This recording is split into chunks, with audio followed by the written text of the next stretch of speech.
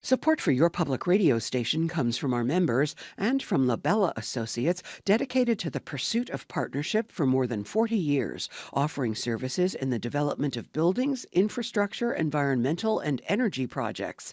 Labella, powered by partnership. LabellaPC.com. From WXXI News, this is Connections. I'm Evan Dawson. Our connection this hour was made this past March when the new Trump administration announced that DEI initiatives would be terminated in the federal government. Under the DEI umbrella, the Trump administration cited the Biden White House's efforts to pursue environmental justice. Specifically, the White House Council on Environmental Quality, or CEQ, had prioritized environmental justice and hired Dr. Jalon White Newsom as its federal chief environmental justice officer. Well, in March, the new EPA director, Lee Zeldin, announced, quote, President Trump was elected with a mandate from the American people. Part of this mandate includes the elimination of forced discrimination programs. Under the Trump administration, EPA is affirming our commitment to serve every American with equal dignity and respect.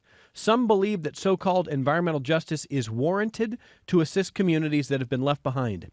This idea sounds good in theory and receives bipartisan support, but in reality, environmental justice has been used primarily as an excuse to fund left-wing activists instead of actually spending those dollars to directly remediate environmental issues for those communities, end quote. Now, in reality, most Americans did not know much about what the CEQ did or how it tried to prioritize environmental justice. Some might still be confused by that term, environmental justice, and despite what Administrator Zeldin says, the work in this field goes on. It goes on across the country. It goes on with Dr. White Newsom. It goes on here in Rochester, and we're going to talk about that. Dr. Jalon White Newsom is in Rochester today and is kind enough with her time to join us on Connections to talk about what environmental justice means from her perspective, along with the current state of affairs in this field. The former federal chief environmental justice officer for the White House, also the CEO and founder of Empowering a Green Environment and Economy, Dr. Jalon White Newsom. Welcome. Thank you for being on the program today. Thank you so much, Evan. And welcome as well to Dr. Katrina Korfmacher. Dr. Korfmacher is a faculty member in the UR Institute for Human Health and Environment. Welcome to you as well. Thanks, Evan. One way I think about it, I will say, Dr. Korfmacher, is in Rochester, one of the most prominent stories for decades was the issue of lead paint and what communities were most affected by that. And probably for years, we would cover that story. And I don't know if we said the words environmental justice at the time. Maybe now we would. But that's got to be in that category, right? Absolutely. We've done that work for decades. And when we first mapped lead poisoning in Rochester, it was really clear where it was concentrated. And so that's where we've concentrated our efforts and work. And the data shows that there are fewer disparities now than there were in the past, but that remains to be the pattern. Well, I'm grateful, first of all, for anyone's giving us the time to come on this program. And it's always a great pleasure for our audience to hear from folks who served in a White House. And so, Dr. White Newsom, let's start with this here. Take us to your path to the White House. Tell people a little bit about your background. Sure. Thank you so much, Evan. My goodness, I had not planned to go to the White House. I am a native of Detroit, Michigan, but have also had this passion for protecting the environment and people since elementary school. But the one thing that I learned in high school is environmental justice is something that is not just a coinky-dink. It is actually something that is systemic, and that unfortunately there are communities across this country that have to deal with dirty air and dirty water every day, and their lives are actually impacted. And so when I think about the work that I've done across many sectors, whether it's philanthropy, I worked in private industry or state government, academia, and at the White House, it was to protect those communities, to give those communities a voice that are often invisible in society. And so the path, I had no idea that that's where I would end up, but I was very honored and privileged to serve in the Biden-Harris administration that actually made environmental justice a priority, made climate change a priority, and made people a priority.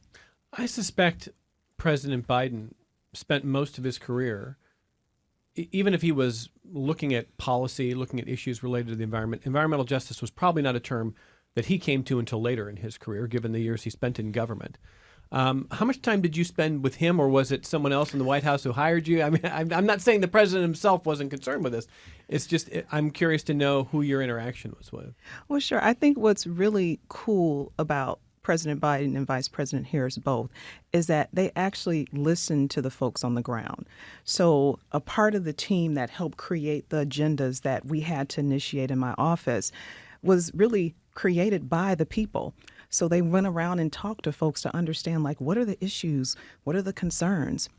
And so the initiatives that we had in the White House, from the Justice 40 initiative to the Environmental Justice Scorecard to creating an advisory committee of national environmental justice leaders to help tell us how to implement policy, that was nothing that the president pulled out of the air. It was created from the voices of community. And so that's very important. When you think about good policy making, it's based on what is actually happening in community and really thinking about what are the best ways and what are the best solutions in collaboration with community that can actually be implemented. I think you just referred to WEJAC, the Yeah. White House Environmental Justice Advisory Committee. I've watched enough of Dr. White Newsom to know that there's a lot of acronyms out there. Yes. And I'm starting to learn them.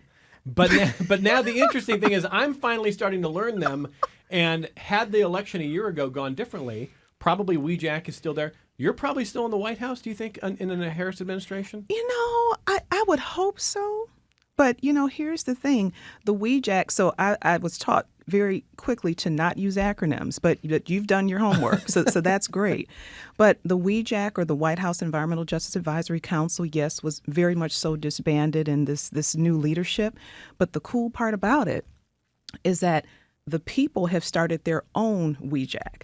And so there are still public meetings going on across the country to do the thing that the WEJAC was formed to do: listen to the voices and figure out at this time what is the local and state level policy actions that can happen, even in the absence of leadership from the federal government. So even though a lot of stuff got, decimated, there are still a lot of folks that are doing the work on the ground. So in a moment, I want to try to engage to the extent that there is substantive criticism of the idea of environmental justice. Not all of it is sort of some of the headline stuff that we've seen this year. There are some members of Congress and the U.S. Senate who've been critical, and I want to get your take on some of their comments. But I want to start with your own definition. Maybe both of you can offer a definition of environmental justice. Dr. White Newsom? When I think about environmental justice, it's two things. It's a movement and it's an aspiration. So it's a movement because environmental justice wasn't just some technical term or some research thing that people did. It started with people protesting to get the healthy communities that they deserved. It started in Warren County, North Carolina, with the protest of an African-American community that said, you are not bringing PCB waste into our communities just because we're poor and low income and people of color. So environmental justice is a movement started by people. The second thing, it's an aspiration.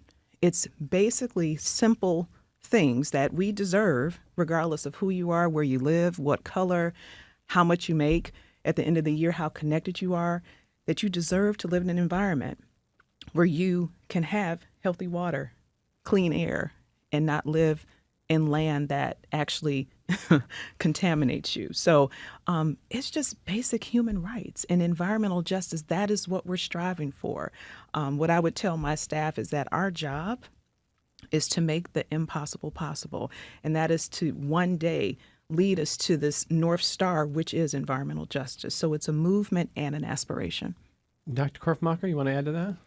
Yeah, so I would add that it's also a process and outcome. So one thought about environmental justice is if you look at exposures across the population, that there are inequities and that some people have health outcomes that are associated with environments. And our research shows the mechanisms by which that happens. If you are exposed to multiple contaminants, they can have multiplicative effects and you have fewer resources. So you see patterns in both exposures and outcomes. And then as a policy scientist, the process. What are the processes that led to that distribution of outcomes in our society, and what are the processes that can help remedy it? So I tend to focus on it in terms of the processes and the outcomes, and then thinking about also the movements and the advocacy and the actions that may need to happen to change those things. When Dr. White Newsom was in the White House, the presentations you would give, you would often ask, the audience, how many of you know what the CEQ is? How many of you know what the Council on Environmental Quality is? How many of you know about the work that we're doing? And often it was not a lot, and you're doing a lot of educational outreach, but you're doing it, and there's momentum, and there's federal support, there's different funding available for communities in need, there's an emphasis on this idea of environmental justice, and then the election happens. And not only does a lot of that shift, the funding priorities, the staffing, but you've got people like Lee Zeldin basically coming out and saying, yeah, that was a bunch of woke nonsense. That's in the DEI umbrella, and we're not doing that anymore. And I wonder what that is like for you to hear that. Well, this isn't the first time. And I tell everyone, we have been in this space before where we've had folks discount the real life experience of real people. And to me, as the leader of the Environmental Protection Agency, which is called to protect the health of the public, for you not to acknowledge and recognize that there are certain communities that are dealing with more of a negative impact or a disproportionate impact than others is a little bit it's a little bit it's scary because you're ignoring reality. And so rather than spend my time trying to convince someone, it's more important that we focus on the things that we can change and shift. And so it's concerning because I know that anything that seeks to give people power that have been in some ways disempowered is scary. And that's what environmental justice is. It's making sure that the invisible become the visible, that capitalism and corporate profits don't I don't want to say the word, but trump the health and welfare of communities. And people are scared of that. And unfortunately, we have some folks in this country that believe that certain folks just don't deserve to live in the environments that are healthy and safe and sustainable. What's interesting to me is the EPA chief, Lee Zeldin, in his statement acknowledged that the support for environmental justice initiatives has become bipartisan, that there is an idea that that it's hard to deny, that you look at Rochester, as Dr. Korfmacher mentioned, you can look at a map of where the lead issues have been, and it's disproportionately in neighborhoods that have been, I would as a layperson say, underserved, poorer neighborhoods that are struggling with resources. If you look at the Flint story that everybody knows, of course, right? That's not happening in Pittsford, New York. No offense to Pittsford. That's not happening in where I grew up in Westlake, Ohio. That's happening in Flint. That's happening in the city of Rochester. And so Zeldin is sort of hinting at the fact that everyone acknowledges that there is a disproportionate impact. The substantive criticism comes, and I want to read a little bit here from a piece in the Washington Examiner from Senator Cynthia Loomis of Wyoming and Congressman Dan Newhouse of Washington State. They wrote a piece called Exposing the Hypocrisy of Environmental Justice. And they also seem to acknowledge that there is a disproportionate impact. It's a question of what's the policy that's effective. And so here's what they say. They say, quote, "One of the more extreme left-wing ideas you may have heard is environmental justice. Contrary to its name, this buzzword is yet another effort by the Biden-Harris administration to block traditional energy and infrastructure projects. If the administration cared about bringing prosperity to low-income communities, it would drop its insistence on a forced green transition and support affordable and reliable energy sources that power the West and the rural United States. The term environmental justice has been deployed to falsely advocate a healthy environment for underserved or low-income communities. However, it is clear that the goal of environmental justice is to threaten traditional energy projects and manufacturing facilities located in or near low-income communities.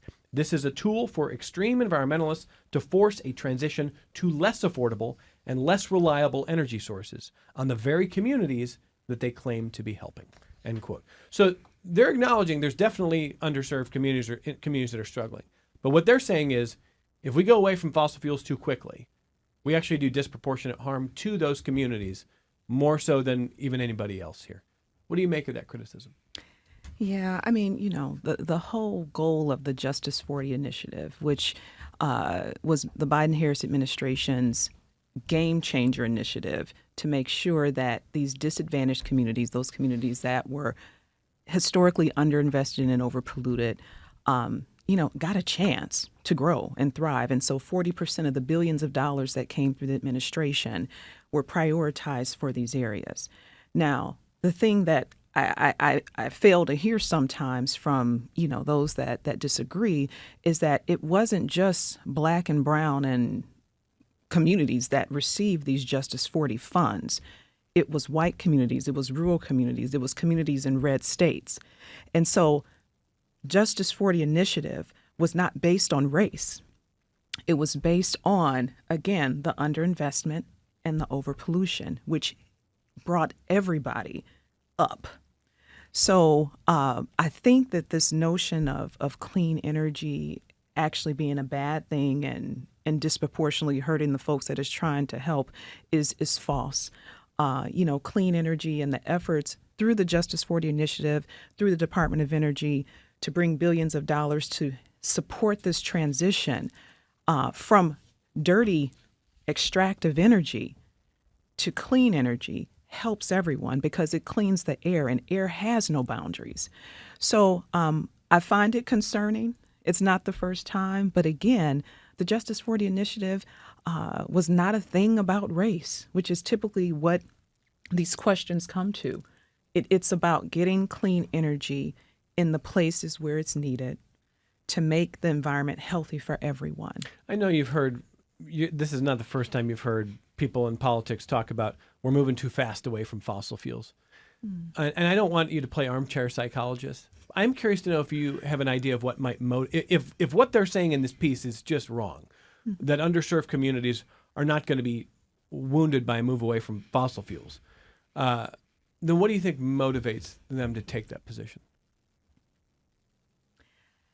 When you think about fossil fuels and, the impact of plastics and all these things in our environment, it's about money and profit, right? We live in a society where profit, sometimes is more important than people. And when you talk about, again, taking away the power and the profit from those that have held on to it for a while, that's a little scary. Because part of the Biden-Harris administration's, part of the goal of this clean energy transition was to actually provide more access to those to push clean energy in a way that was different, but also to Black and brown entrepreneurs, to others. So, it's losing power. It's the fact that you're not going to have these big coal, gas-fired production plants, that, again, are polluting communities that are right on the fence line. So I think it's every transition takes time. And I don't think there's any way that we can transition away from extraction super duper fast because our lives are so dependent on, again, the fossil fuels and the plastics. So what we tried to do in the administration was do it in a way that was thoughtful, intentional. It wasn't perfect because there were still processes that, communities had some concerns with in terms of pulling carbon out the atmosphere and, trying to reach these goals of, reducing our emissions so, it's not much I can say. It's really, I think, this fear of losing control and power. And unfortunately, they try and make it into something where we're, giving more to people that, don't deserve it when they've actually been on the short end of the stick for a long time. Well, here's an email I think both of our guests can perhaps weigh in on. That comes from Michael, who says, Evan, I think it's interesting that you often hear terms like underserved or disadvantaged communities. Who decides what makes a community disadvantaged. Right now, the flight of manufacturing and jobs in rural America makes those communities pretty seriously disadvantaged, and yet I would think your guests are primarily not focused on poor rural areas. Dr. White Newsome, do you want to start? That's Michael who writes that. Sure. No, I mean, appreciate that comment, Michael, and not the first time that I've heard it. Here, when we talk about environmental justice, I think people assume, in my experience, that it is, we're talking about African American or Latino folks. Environmental justice also counts for our white brothers and sisters in Appalachia. It accounts for the folks, again, in indigenous populations that their environment is not fit for them. So it's not that we are leaving out any group that is being impacted in some way. It's not a color thing. It's the level of impact. So if you're talking about, again, rural communities that are transitioning, particularly, again, in the coal industry, from coal to other things, that is an environmental injustice. That is something that community is dealing with. So to me, and to those in the movement, environmental justice encapsulates, more than just the Black and brown communities. It is those folks that have been impacted in some way by a transition, by industry, by climate change, and that's not leaving the communities that you're talking about, Michael, out of that. Okay, Dr. Korfmacher? Yeah, some of the rural communities that we've worked with in this area are both rural farming communities where people might be exposed to pesticides, more likely to be outdoor workers. So as we have more air pollution and more heat days, their health can be compromised. And being in rural areas, they may not only be exposed to some of those hazards more, but also have access to fewer resources. So not have access to healthy foods, not have sidewalks so they can exercise easily. So that's one example of rural communities we've worked with here. Just down the road from us, some of the small canal towns particularly have brownfield sites and legacy of industrial contamination that we might not think of as being a feature of outlying rural communities, but because there are fewer resources to deal with them, they are suffering disproportionately. My first job out of college was in Charleston, West Virginia, for the CBS News affiliate there. And I was living in a little town called Herkin, West Virginia, and I was assigned to cover the coal industry. 22 years old, go tackle Massey Energy, which is, just this behemoth, was the behemoth and still is. And I was just, kind of overwhelmed by the work. What I found was we were covering, for example, I had to learn what coal impoundments were, or slurry impoundments. So when you mine coal, you have to clean it with a chemical process. There's waste. There's both waste rock and waste liquids, or a sludgy material they call slurry. If you fly over it in a chopper, as we did, it looks like a lake from the air. And in a way, it looks kind of far away. It looks beautiful. And then you get over and it's kind of this kind of steel gray shimmering, and you realize that's coal slurry. And in October of 2000, one of the biggest environmental disasters in the Southeast happened in Ashland, Kentucky, right over the West Virginia border, where one of these impoundments breaks into the underground mines and then goes out into the waterways. So I was examining at the age of 22 this paperwork, that the coal companies would say, okay, well, we've got 150 feet of bedrock before we get to the mines, so there will never be an impoundment burst here. We're going to have 7 billion gallons of coal slurry in this huge impoundment, but it'll be safe. And then you actually see what the inspectors say, and the inspectors say, well, there's actually only 25 feet. It's not 150 feet. It's a lot less safe. But then it gets greenlit. And all the people in the DEP, it's the DEP there, Department of Environmental Protection, it's a revolving door from the coal industry to the DEP. And then these blowouts happen, and rivers get destroyed, and property gets destroyed, and sometimes people get very sick. And I'm trying to cover this at 22 years old, feeling overwhelmed. I bring this up to you because I met people who work in the coal industry, and they were wonderful people, coal miners. I met miners' children, people who suffered from lung conditions. They were not bad people. They were working in a job that multi-generations had worked, and they also didn't see anything else in their future. And then I moved away, and I hear the way people talk about West Virginia, and it's like, we got to get rid of those coal mines, that backward state, And I don't disagree that a future of cleaner energy would be good for everybody. But they're all worried about when you shut down the mines, is that the last of our jobs? Yeah. Is that the last of our way of life? And how did you approach the idea when you worked in the White House that said, whether it's with Justice 40, for example, or any other initiative that says to these communities, we are on your side here. We're not trying to destroy your way of life or your community. We're actually on your side, because the perception that a lot of them have is you are not on our side. You're coming in, you're going to take our jobs away, you're going to take our way of life away. Yeah. I mean, so my stepfather's from Charleston, West Virginia, and the challenge you name is very real. I mean, when you talk about these industries that are embedded in community, that pay for the food on folks' table, that fund the uniforms of the local baseball team, so oftentimes you are, surviving because of these companies, but those companies are also killing you because you've been sucking in, the coal and the ash and folks dying because of black lungs. So it's kind of scary and crazy. And like you said, it's generational.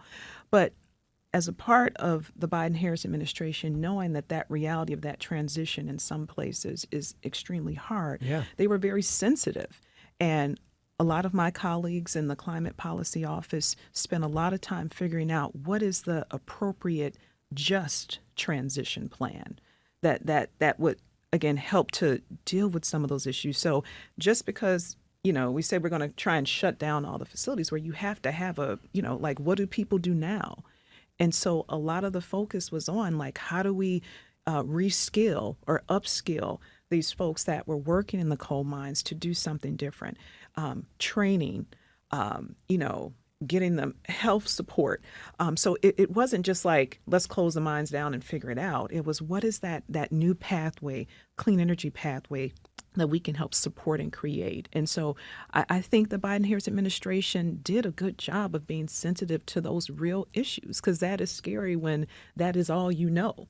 And that is your community. But why do you think in communities like those communities in West Virginia, there still isn't trust? And it's reflected in a number of different ways, but I think one of the ways, of course, is political. When I was working in West Virginia, Bob Wise was the governor. He was a Democrat. Joe Manchin became the governor, became a senator, a Democrat. Now it is almost impossible to imagine a Democrat winning an office like that in West Virginia. Yeah. And there isn't that trust of what you're describing. So how do you bridge that gap? I mean, trust takes time. And when I think about the places and really the people that, I've worked with across the country, where they have been hurt by government, they have been hurt by folks that they've put in office that didn't stand up for them, it takes time to rebuild trust that's been broken. And so, as with everything, whether it's going into a community to begin some research or, that reconciliation is critical. So, again, you have to, be sensitive and acknowledge what has happened. And really figure out, or the way that I approach it is, what are the things that, what are the things that are keeping us from moving forward, and what's most important to you now, and really figuring out how do we move from this point to the next. So, trust is again, it takes time, particularly when you have been burned. And I'm thinking about that from not only some of my experiences in the White House, where, we weren't able to fulfill all of our promises, my experiences in state government, where, folks are like, well, we thought you were going to do this and it didn't happen. So I think as a government official, we have to be, and what I tried to do is be very clear and not give false hope or false expectations, but also know that we are going to be here right with you as you go through this transition, as we figure out together what is the best next step. So it's hard, and it's not easy, and folks don't change overnight. You want to jump into that, Dr. Korfmacher? Dr. White-Newson and I have been talking quite a bit over the last day about that interplay between federal action, state action, and local action. And I've been privileged to work at the local level mostly here in Rochester for 25 years. But last week we went to Kentucky to visit our sister center, and they showed us a film called The East Kentucky Flood. And it really encapsulated stories of when a natural disaster hit a community and the federal government wasn't showing up to help. It was neighbors, and neighbors who often had very different political ideas, were different places in the community, literally coming together to clean out people's houses, to provide food, to get the kids educated, and that the kinds of trust that started being rebuilt in the wake of that community was something that gave them hope for the future. Well, let me grab another phone call here. This is Mariana in Rochester. Michael, thanks for that email. This is Mariana on the phone. Hey, go ahead. Hey, good afternoon. I'm calling as just a couple of comments because I worked as technical assistance provider on the climate change grants, community climate change grants, which are in the realm of EJ, and wanted to point a couple of things regarding the question about like who is considered disadvantaged community. There was a map which I can't, because I'm in my car now, I can't remember off the top of my head, but there was an amazing map that was available through EPA, which showed very clearly what the disadvantaged communities are in terms of pollution, in terms of health, in terms of economic position and everything. So when people were applying, when communities were applying for the grant, they had to show exactly the map where they will conduct the activities. So it's not some theoretical term. It's a very, very specific, very statistically and census and health-informed database.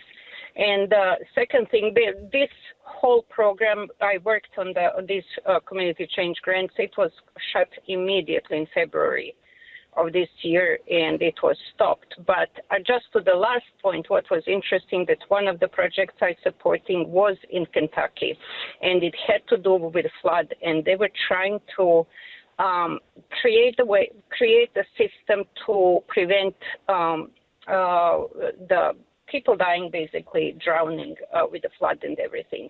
And as the program was stopped, they submitted the grant, but they were never funded. But that flooding really happened after a couple of months. And it was like very heartbreaking. It was a very, very poor community in Kentucky. That's it. Mariana, thank you for that. Dr. White-Newsome, you want to start there? Yeah, Mariana, thank you for those points. And I will say that the tool that you're speaking of is the Climate and Economic Justice Screening Tool, better known as the CJIS. And you are so right.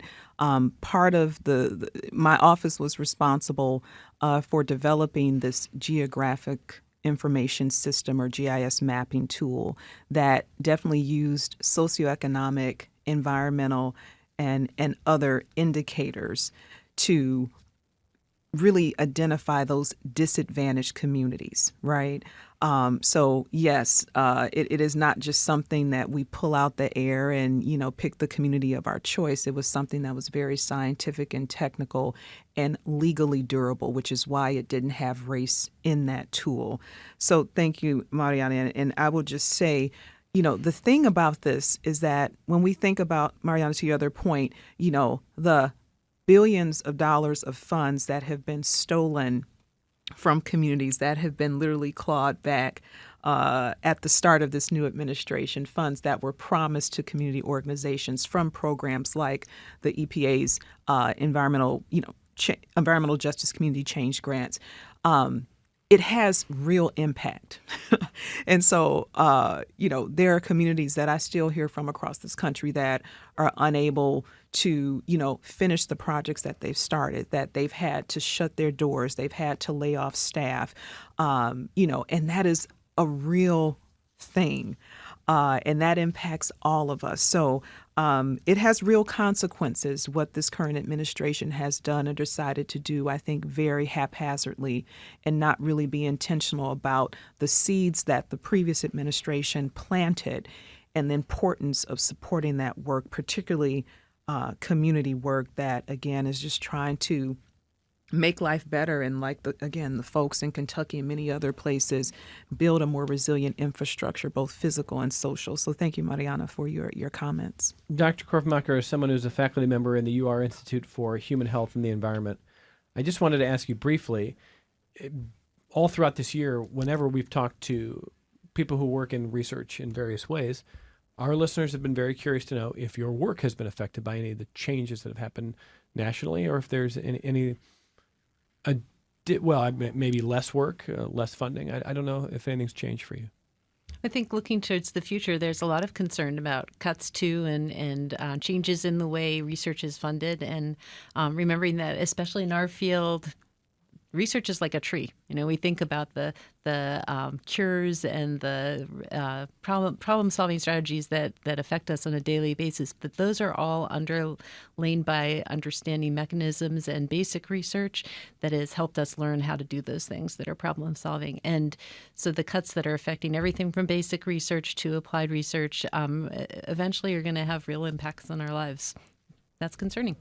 When we come back from our only break, we're going to ask Dr. Korfmacher, we're going to ask Dr. Jelon White Newsome what their work entails going forward now. And just because Jelon White Newsome is not in the White House anymore doesn't mean she's not working on the issue of environmental justice. And we're going to talk about everything from corporate responsibility to some of the work that, if you watch Dr. White Newsome's speeches, she often talks about the disparity in things like urban heat and where we have real problems with climate change and disparities in different communities.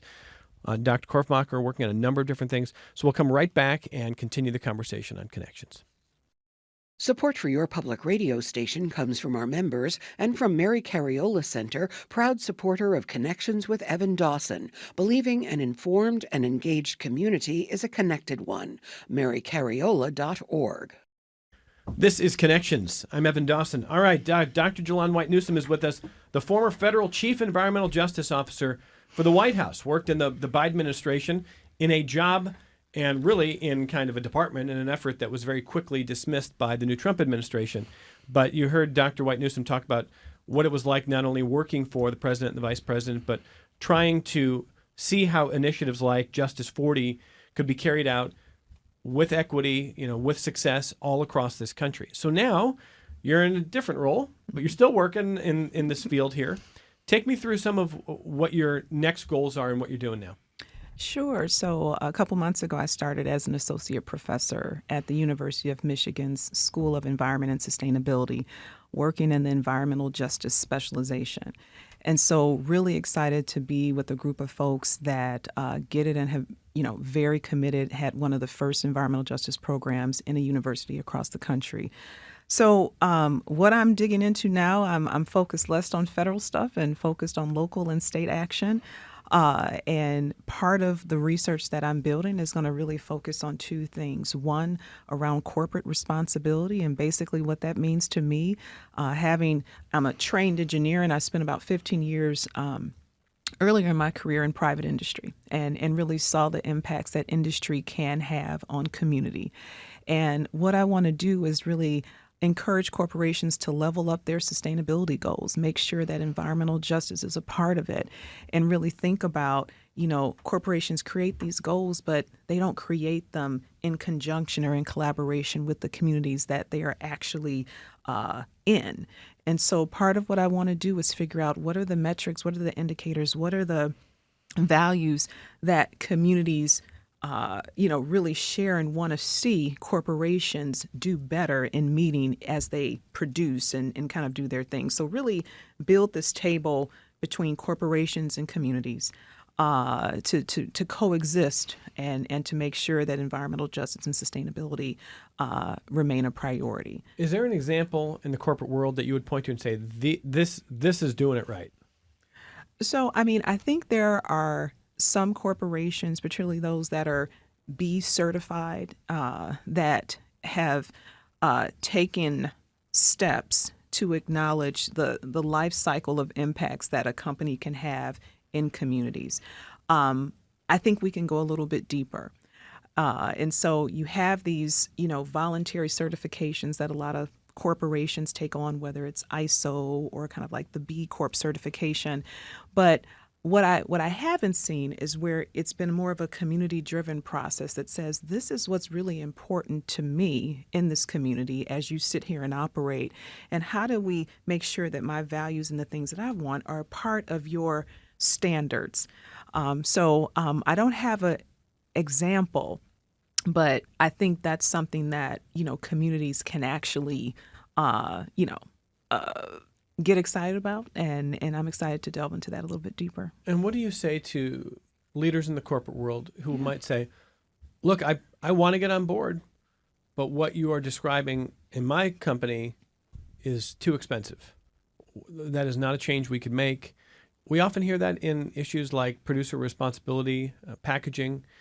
And I know people who've worked to get those bills passed. I know people who work in companies that they really feel pretty squeezed. Their margins are real thin. They're really worried about staying in business. So it's not always like, to me, it's not always literally the guy who lives on top of a mountain, Don Blankenship, the former CEO of Massey Energy in West Virginia, who has to take a helicopter to his mountain mansion while people are struggling and dying below him. It's not always that.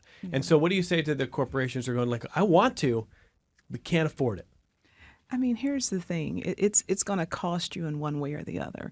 I think about it doesn't cost you to have a conversation. It doesn't cost you to really sit down and understand if you are, which most corporations have these websites that say we're for the community, we're in the community. What does that really mean?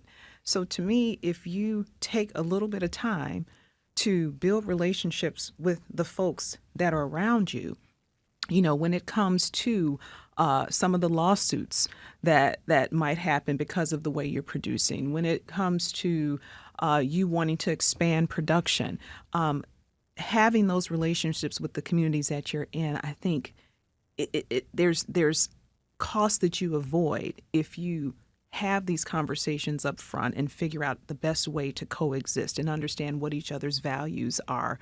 It's always going to be this thing of, unfortunately, if it doesn't affect, it needs to, either increase my bottom line or save me some money or, reduce my reputational risk. Like, I know those are the things that companies value. But I want to push us to do a little bit more. And I know that there are people in these companies that get it.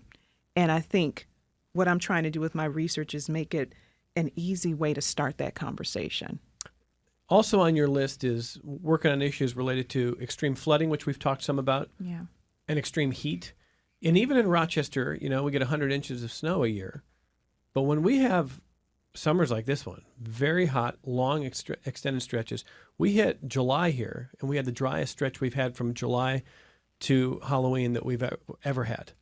And that included in July and August. 96, 97-degree days, on end, in a place where it's pretty well documented there's less green space in the city, there's less green space in the poorer zip codes. Can you just describe a little bit, when you think environmental justice and you think about extreme heat in communities, what you describe for audiences and what you want them to know? Yeah, so this is pretty personal for me. And, the only reason that I got into extreme heat research is because of my grandparents. They were in their 70s and 80s living on the west side of Detroit. And I saw how the heat was impacting their health, even being in their homes. And so when you think about folks that in many cases, low income, particularly seniors, don't want to turn on their air conditioning because of the cost, because they're on a limited income. And so they're sitting in a home that is like 90 to 95 degrees. That is a public health risk. When you think about, oftentimes they're in these locations, like you said, that are urban heat islands, which basically means not a lot of trees, and it's just a concrete jungle that's sucking up the heat and making the whole environment hotter. These are the realities, and that's why extreme heat is still the number one killer of folks across this country, which is a shame that people shouldn't be dying from heat. So as I watch my grandparents struggle with that and realize that the city infrastructure, both the physical and social infrastructure, was doing nothing to protect people, we needed to do something different. But then you add on, again, these same areas that are dealing with heat, and then you throw in a flood that happens during the summer. And again, my parents, their home flooded 5 times in 2 years. And, when a flood happens, particularly in a place where you don't have an abundance of resources to move or just, it becomes, again, another burden. So when you think about the cumulative burdens of extreme heat and flooding, and then you think about all the other environmental stressors that are happening in communities that are dealing with pollution and some of the things that Dr. Katrina is working on, that is a lot. And so part of what I want to do in my research is really quantify that burden, but then think about what is the local infrastructure that we need to put in place that actually allows people to recover when they're hit from all these different things. Because we're not going to be able to rely on the federal government. So that is a charge for us locally to step up our game. I've been feeling for the last 10 days or so that if what has happened in Jamaica was Florida or Georgia or South Carolina, it would be in our consciousness every day. And what happened in Jamaica was in our consciousness. I mean, I say, who's covering it? Is it in your newscast? For a little while. But a lot of Americans have moved on. And if that was on the American sort of mainland, which it will be again, it's hard to even look at those pictures and think what the future must be like for those communities. Mm-hmm. I'm talking about in the short term, just surviving it, and then the long term rebuilding from it. So, Dr. Korfmacher, when you look forward in your own work here, what's going on right now? What's going on in the future that you're excited about? Well, actually, related to heat, it's ironic to be talking about heat in a place like Rochester, which is pretty famous for being cold. But when you think about the kinds of housing that we have here, people are actually more vulnerable to heat in some ways than they might be in Miami. Isn't that so interesting? Because our housing stock was built for a colder environment. Mm-hmm. Because when we've done surveys, most low-income households in our area do not have air conditioning, whereas if you live in Atlanta, you probably have air conditioning. So we're actually pretty uniquely vulnerable to increases in heat. And it turns out that when heat is worse, air quality is worse. We are projecting more heat and worse air quality, which have multiplicative health effects. And research at our center turns out that the University of Rochester in our area is a hub for air pollution research. And as someone who focuses on community engagement and addressing community needs, most of our community has generally thought our air quality is really good. So we haven't been worried about it. We haven't worked on it. But those wildfire incursions of the last couple of years have really raised air quality in people's minds as of concern. So we are moving forward with a couple of projects that I'm very excited about, most recently working with the Worker Justice Center to develop educational materials for farm workers on the dual risks of exposure to extreme heat and air quality and how to protect yourself. We're working to try to continue the program that the city piloted when they were doing their new urban forestry plan of tree ambassadors and helping people understand the importance of the tree canopies that the city is trying to plant lots and lots of trees, right? Helping people understand the importance of those trees for their health. And also talking with the city about trying to build up our network of air quality sensors so that people can get real-time information about the kinds of air quality that we're experiencing, what measures they might take to protect themselves, especially during the summer when we're also exposed to heat. So those are 3 things that I'm really excited about partnering in the next couple of years. You and your colleagues are welcome back anytime you want to talk about these at length. It's really important. And let me close with this. Dr. Jalon White Newsome has spent the hour with us, the former federal chief environmental justice officer in the Biden White House. And that's a position that has been eliminated for now. We'll see in the future what changes. There's a parallel universe in which a lot of what we've talked about this hour is not inflected with politics. So if it's air pollution, if it's urban heat, extreme flooding, climate change preparations, the coal industry and its environmental effects and its health effects. But everything is political now. What's a way that in the next 10 years when we're talking about this, it doesn't feel so political? What has to happen? Do you think there's any path to that? So I think inherently there's some politics that's a part of anything. But I think what's most important over these next couple years, or like I've said, these next 1,100 days, is that communities across this country figure out what is it that they really want. How do we rebuild to the community that we want to see? And that people, corporations, foundations, and others step up to make that a reality. I think that still takes a little bit of politics, because it takes your local politicians, your city councils, the folks that are crafting policy and pushing it. But what I've seen across the country is that despite what's happening, there is a movement that continues, in communities. There are local community leaders that are stepping up and running for offices in these political positions. And so I'm quite hopeful that the next 10 years, we are going to be hopefully primed and ready to build out that vision that we want to see for communities across this country. I just saw a video this morning as Nancy Pelosi announces her retirement. Saw a video of when she was first speaker and President George W. Bush at the State of the Union introduced her as Madam Speaker, and it was beautiful. I didn't remember the moment. It was really beautiful. He told this beautiful story about her dad and what an incredible achievement it was. Both parties stood up and applauded. Bob Inglis, former congressman, Republican from South Carolina, has been on this program, talked about talking to his children about climate change and realizing he needed to change and do the work. There's these moments where you go like, we don't have to be so divided all the time. And then you're like, well, we lost that, but we don't have to lose it forever. I just want to thank Dr. Jalon White Newsome for taking the time to come in. It's always amazing to have people who've worked for the White House and worked for the federal government at a high level.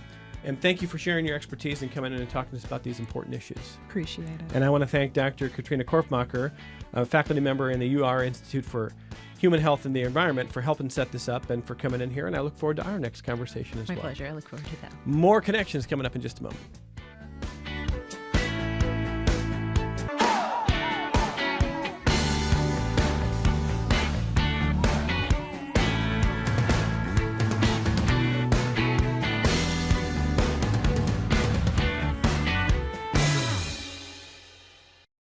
This program is a production of WXXI Public Radio. The views expressed do not necessarily represent those of this station, its staff, management, or underwriters. The broadcast is meant for the private use of our audience. Any rebroadcast or use in another medium without expressed written consent of WXXI is strictly prohibited. Connections with Evan Dawson is available as a podcast. Just click on the Connections link at WXXInews.org.